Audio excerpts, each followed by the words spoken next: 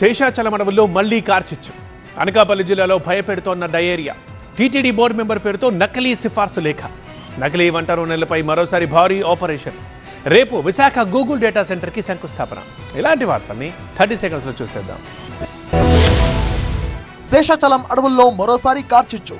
జీవకోన అటవీ ప్రాంతంలో పెద్ద ఎత్తున మంటలు చెలరేగాయి. దాంతో స్థానిక ప్రజలు తీవ్ర భయాందోళనకు గురయ్యారు. మంటల ధాటికి ఆ ప్రాంతమంతా దట్టమైన పొగ కమ్మేసింది. ఒకవైపు భారీగా మంటలు, మరోవైపు పొగతో స్థానికులు ఇబ్బందులు పడ్డారు. గాలి తీవ్రతకు జనావాసాల వైపు మంటలు వ్యాపిస్తాయేమో అన్న అనుమానంతో జీవకోన ప్రాంతవాసులు రాత్రంతా భయంతో గడిపారు. ఇళ్లకు సమీపంలోనే అడవి కాలిపోతూ ఉంటే ప్రజలు ఆందోళనకు గురయ్యారు. మంటలను అదుపు చేయాలంటూ అటవీ అధికారులకు సమాచారం ఇచ్చారు స్థానికులు. మొత్తంగా జీవకోన అటవీ ప్రాంతంలో అంటుకున్న కార్చిచ్చు రాత్రంతా జాగారం చేసేలా చేసింది అక్కడి ప్రజలను.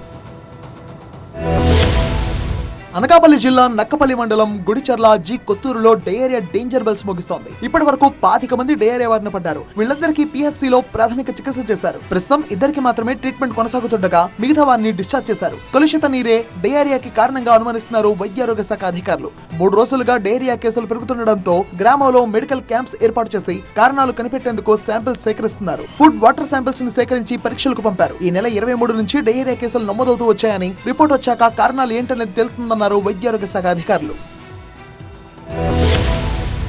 టీటీడీ బోర్డు మెంబర్ పేరుతో మోసాలకు పాల్పడుతున్న కేటుగాన్ని అరెస్ట్ చేశారు పోలీసులు. శ్రీవారి బ్రేక్ దర్శనం ఇప్పిస్తానని నకిలీ సిఫార్సు లెటర్లతో బురుడి కొట్టించాడు చాగంటి నవీన్ కుమార్. తూర్పుగోదావరి జిల్లాకు చెందిన 12 మందికి శ్రీవారి బ్రేక్ దర్శనం టికెట్లు ఇప్పిస్తానని మోసం చేశాడు. ఒక్కొక్కరికి 3,000 రూపాయల చొప్పున 36,000 రూపాయలు వసూలు చేశాడు. టీటీడీ బోర్డు మెంబర్ సిఫార్సు లేఖను డౌన్లోడ్ చేసుకుని నకిలీ లెటర్లు తయారు చేసి వాట్సాప్ లో పంపాడు నిందితుడు. అయితే అవి నకిలీవిగా తేలడంతో బాధితురాలు అనిత పోలీసులను ఆశ్రయించింది. కేసు నమోదు చేసుకున్న తిరుమల 2 టౌన్ పోలీసులు నిందితుడు చాగంటి నవీన్ కుమార్ ను అరెస్ట్ చేశారు. అతడి నుంచి మొబైల్ ఫోన్ తో పాటు 36,000 రూపాయల నగదును స్వాధీనం చేసుకుని రిమాండ్ కు తరలించారు.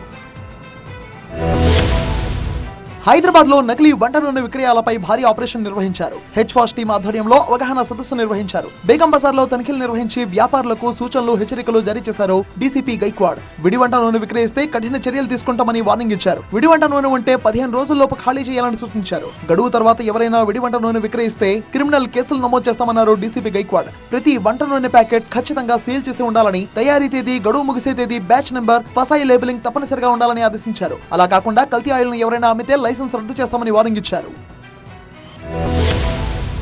విశాఖలో 1.35 లక్షల కోట్ల పెట్టుబడితో గూగుల్ ఏర్పాటు చేస్తున్న మెగా డేటా సెంటర్ కు సీఎం చంద్రబాబు రేపు శంకుస్థాపన చేయనున్నారు. విశాఖ, అనకాపల్లి జిల్లాలో తర్లువాడ, అడవివరం, రాంబిల్లో గూగుల్ ఈ డేటా సెంటర్లను నిర్మిస్తోంది. మొత్తం 1 గిగావాట్ సామర్థ్యంతో తలపెట్టిన ఈ ప్రాజెక్ట్ ను 2028 నాటికి పూర్తి చేయాలని లక్ష్యంగా పెట్టుకున్నారు. ఇప్పుడు తొలి దశలో తర్లువాడలోని ప్రాజెక్ట్ కు శంకుస్థాపన జరగనుంది. ఈ కార్యక్రమానికి Google cloud CEO Thomas Kurian హాజరవుతున్నారు. తర్లువాడలోని డేటా సెంటర్ ఏఐ హబ్ కు సీఎం చంద్రబాబు శంకుస్థాపన చేయడానికి అధికారులు ఏర్పాట్లు పూర్తి చేస్తారు. ఈ సందర్భంగా సభ కూడా నిర్వహిస్తారు. ఇందుకు సంబంధించిన పనులు చకచకా సాగుతున్నాయి.